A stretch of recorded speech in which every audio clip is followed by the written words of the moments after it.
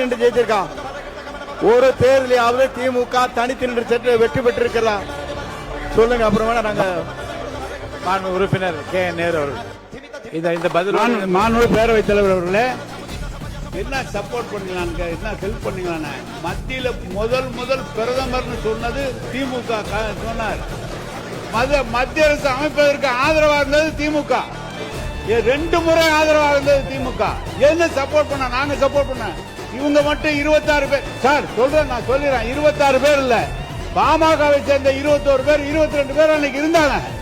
பாமகவை சேர்ந்த 22 பேர் இருந்தாங்க. எனவே எங்க ஆதரவு மட்டுமல்ல, பாமக ஆதரவு எங்களுக்கு இருந்தது. எங்களுடைய ஆதரவுல மத்திய அரசு அமைச்சிட்டு எங்களுக்கு ஹெல்ப் பண்ணாங்களான்னு கேட்கிறாரு. ரொம்ப நீங்க உறுப்பினர் கேபி அன்பழகன் விவாதத்தை தொடங்கலாம். உறுப்பினர் கேபி அன்பழகன் விவாதத்தை தொடங்கலாம். இல்ல I don't allow anyone to speak now. Only KP Anbazhagan.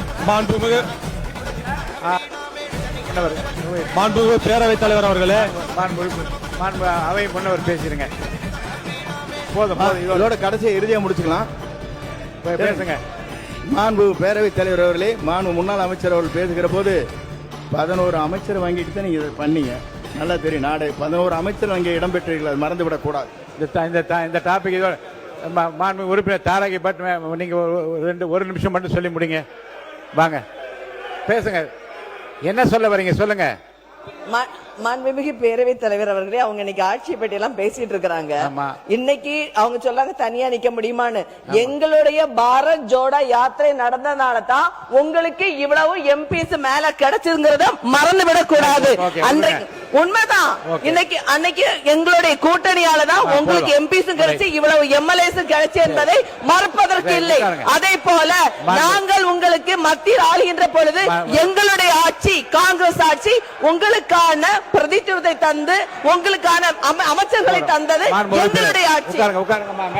22 வருடங்கள் நாங்கள் கூட பயணித்தோம். இல்லை என்று சொல்லவில்லை. 22 வருடங்கள் உங்களுக்காக நாங்கள் பயணித்தோம். இன்றைக்கு எங்களுக்கான ஒரு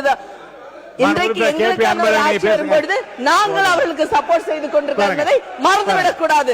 நாங்கள் ஒன்றும் உறுப்பினர் கேபி அன்பழகன் மட்டும் பேசுங்க. உட்காருங்க. உறுப்பினர் கேபி அன்பழகன் நீங்க பேச தொடங்கலாம். உட்காருங்க. இல்ல மத்தவங்களா உட்காருங்க. பாருங்க.